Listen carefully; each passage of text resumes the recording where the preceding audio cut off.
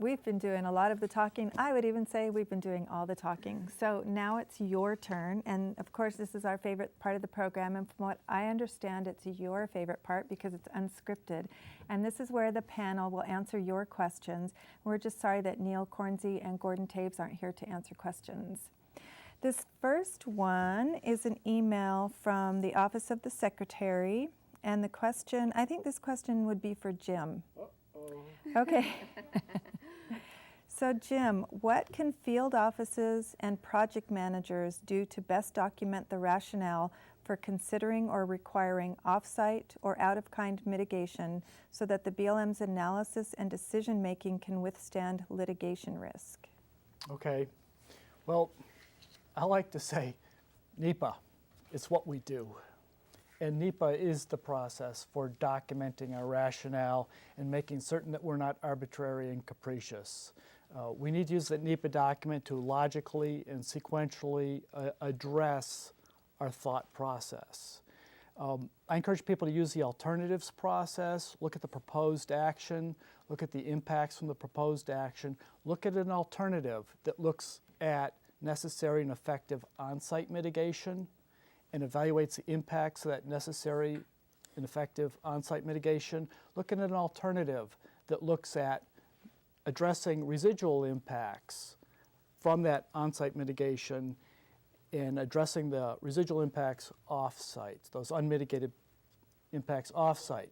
And then you can look at those three alternatives and you can weigh for yourself the impacts of those alternatives, and hopefully the manager will be able to document in the decision why they selected the alternative that has the best management practices for on-site mitigation and the best off-site mitigation, and document why that's necessary.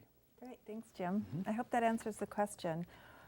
The next question, we got this from, I think we got this from Utah, and we got it before the broadcast. We got it a couple weeks ago. This one's for Mike. So Mike, you mentioned that the conservation groups were not comfortable that off-site mitigation in the Gold Butte ACEC were durable or additive. Can you tell us what their concerns were regarding this? Sure. I'll do my best to speak on their behalf, you might say. So their concerns were that what we had proposed and where we'd proposed it at Gold Butte didn't meet the tests of durability or being additive. And let me explain those. In terms of, I'll take the additive part first. They were concerned that because Gold Butte was already an ACEC, that the Bureau of Land Management was already obligated to protect that area and restore the areas that needed to be restored. So they didn't feel like the proposed actions in an existing ACEC were necessarily additive. On the durability side, their concerns are that we have some unauthorized activities that are going on in that ACEC, and grazing trespass and some unauthorized off-road vehicle use. So they're concerned that making a big mitigation investment of restoration, that it might be disturbed by trespass cattle or off-road vehicle use, and then might not be durable. So those were their concerns, very good concerns. I think our response is that designation of an ACEC in some ways is a bit of an unfunded mandate.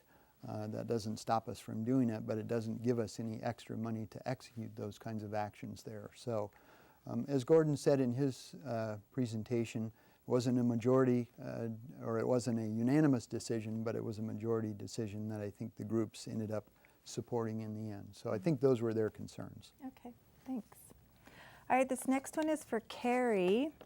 And Carrie, you haven't heard this question yet. So this question is from the DOI Office of the Solicitor Division of Mineral Resources. And the question is, the BLM often works out additional design features and mitigation with the project proponent during the development of the draft NEPA document. The solicitor often recommends that the original proposal appear as the proposed action, and that the BLM suggestions during scoping or development of alternatives appears as a separate alternative. Does the CEQ guidance address this issue?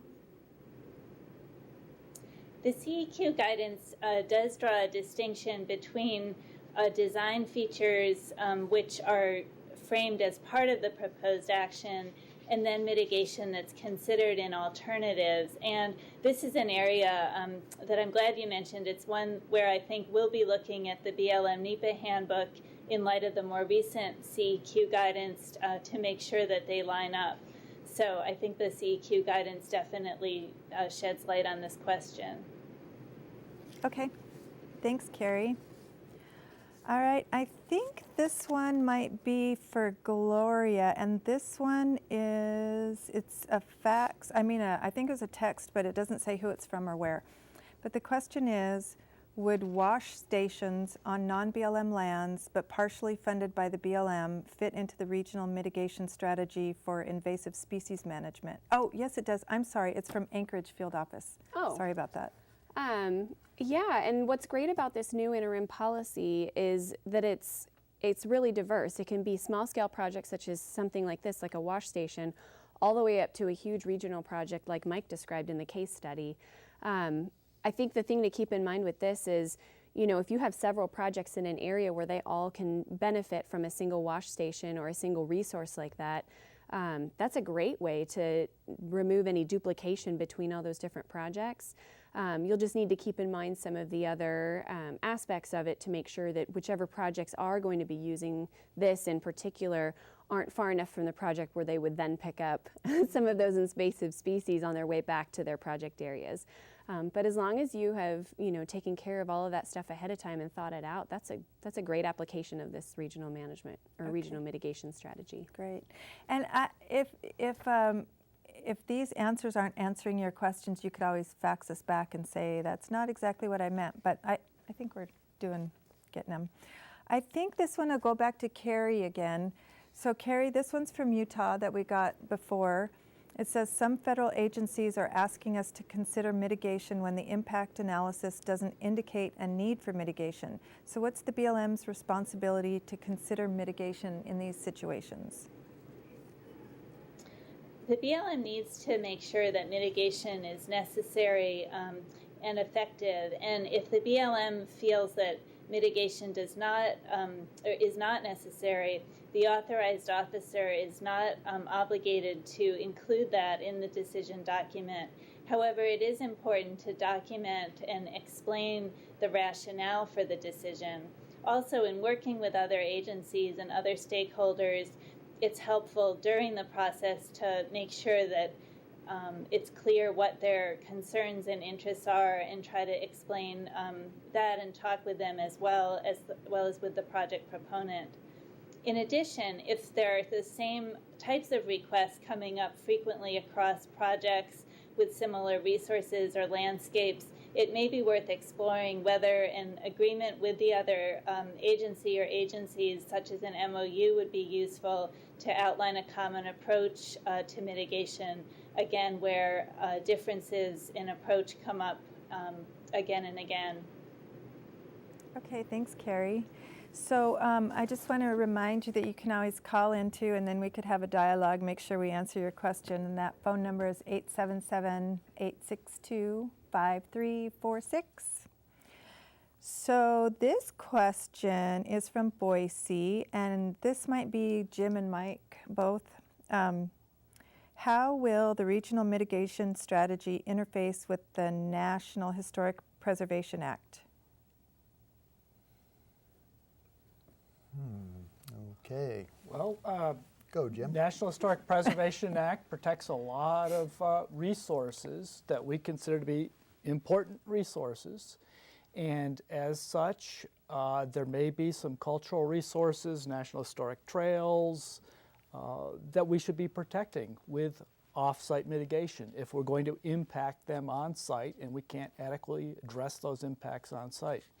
Now, we did not write program-specific guidance into the regional mitigation manual. I mean, because then it would be 100 times bigger than it is. But we put a lot of examples in there. And if you can think of more examples of how resources could benefit from off-site mitigation, regional mitigation, feel free to send those in to us when you send in your edits and comments by January 17th on the manual. That'd be great. And then there's another part to this question about how do you balance resources when a proposed mitigation site provides acres of sage-grouse habitat, but has an adverse effect on a national historic trail, archaeological site, traditional cultural property, or cultural landscape of significance to a tribe. So the off-site area where you're improving sage-grouse habitat would have all of that? I think so. I think so, yeah. Well, I mean, those are all important resources that we have to be aware of, and maybe that's not the best place to improve sage-grouse habitat, or when we do approve sage-grouse habitat at that off-site location, we do it while taking into account all those other resource values, making sure we identify and mitigate those resource values also with our mitigation. I mean, when we analyze mitigation in the NEPA process, we also have to analyze the impacts of implementing that mitigation. And if it would have impacts on cultural resources, we need to address that too. Okay, great.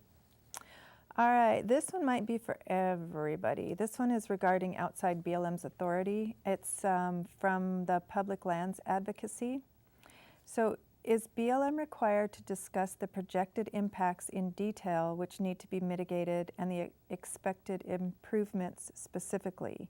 Please explain mitigation on private lands compared to federal lands and the BLM's authority to require it. Maybe I can tackle this one first, Kathy. Okay. So when we're talking about actually implementing mitigation, it's important to address the impacts in the NEPA document because you want to make sure that you can adequately determine the effectiveness of that mitigation in compliance with the CEQ regulations. However, it is not an obligation necessarily to disclose all of the impacts or do a full NEPA analysis in the NEPA document that is actually implementing the project. However, before you could implement that mitigation, that NEPA analysis would need to take place. So while it doesn't have to occur in the original document, it would have to take place. Okay. And I'd like to address the private land Yeah. issue. I think there might be some concern with folks when they hear, okay, we're going to perform this mitigation to benefit private lands. And when we talk about this, it's always with a willing private landowner.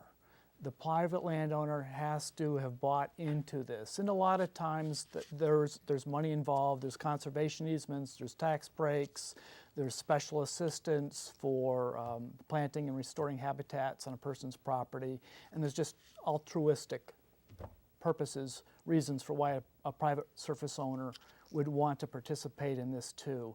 But generally it's not the BLM doing these actions on the private surface, it's this requirement for a project that creates impacts on BLM.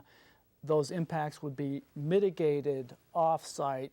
A mitigation management team would be identifying on a regional basis where's the best value to perform these off-site mitigation measures.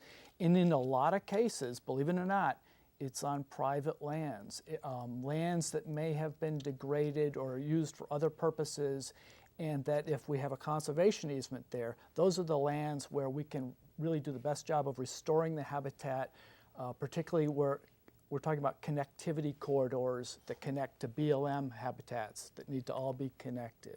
So this regional mitigation team, that's not just BLMers, is it?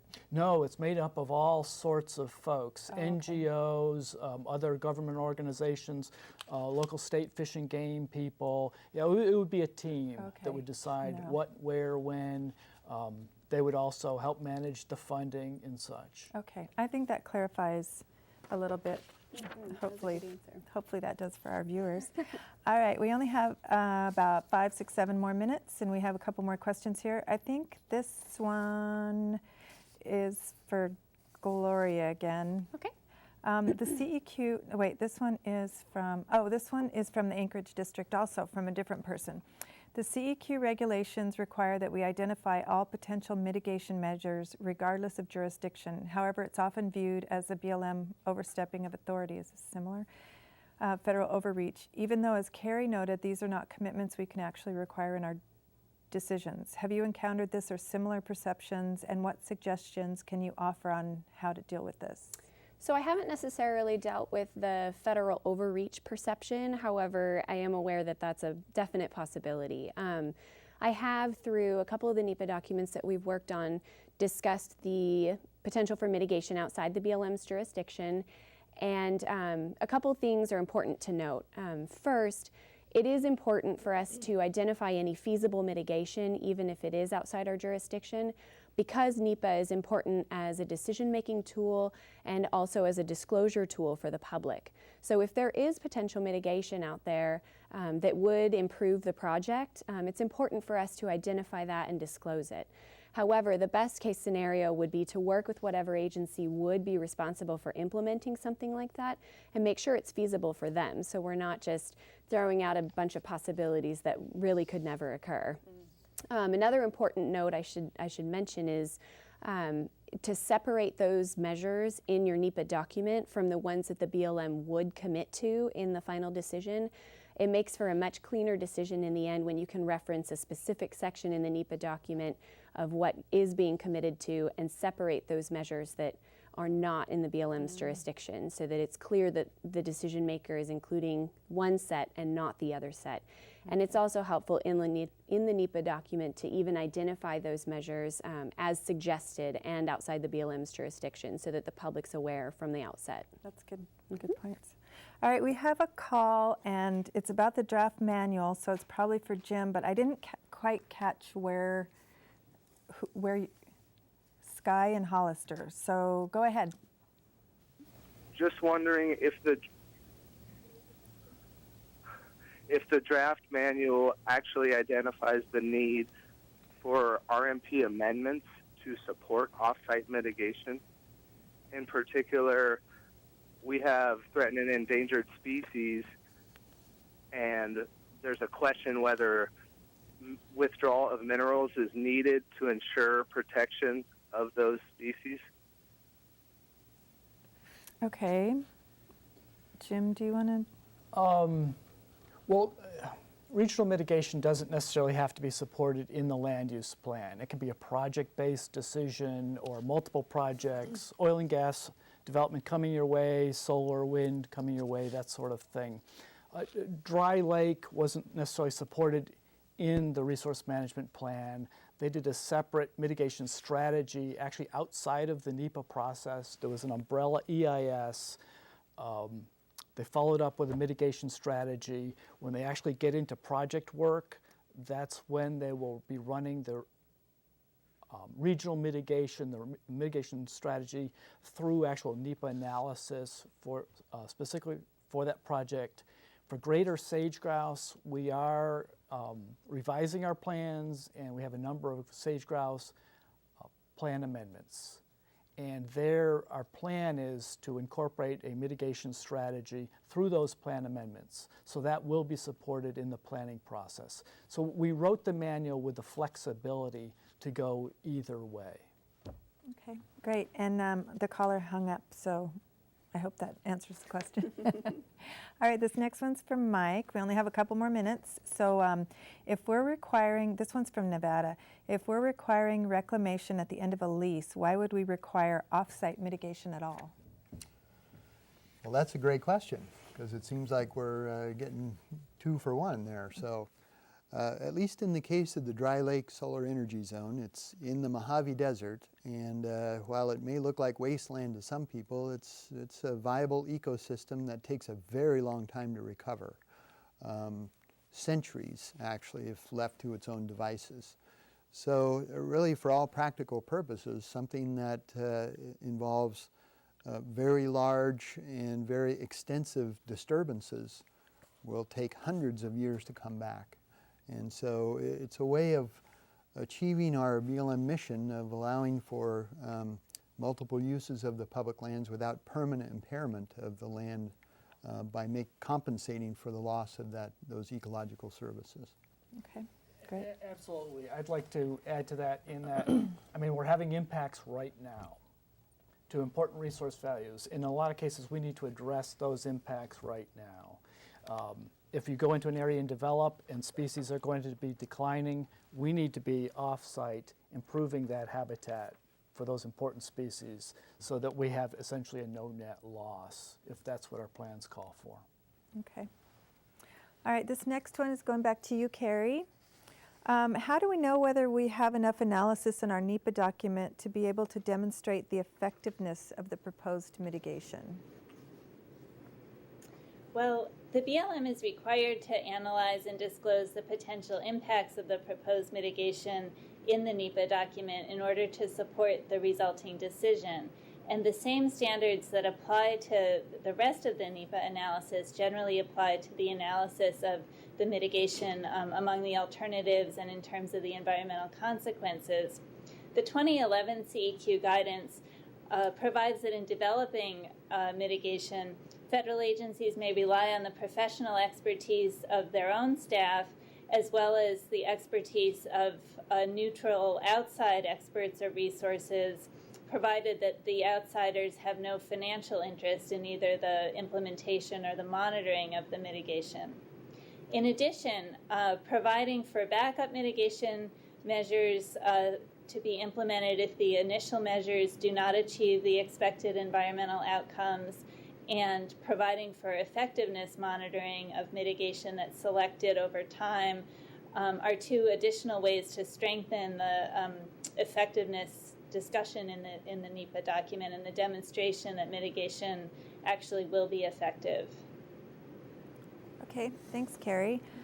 We got a something, fax, email, whatever it is, doesn't really matter, from Elko District from Victoria. I'm not sure who this one would go to, but it's a good question.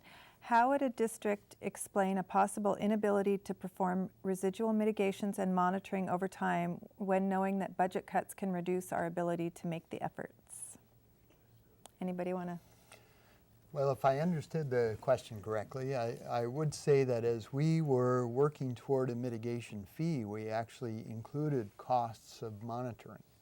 So that theoretically would not be appropriated dollars. They would be coming from an account that would be used for offsite mitigation. So at least that's one way to hopefully be able to carry out that obligation, even if budgets go up and down a bit.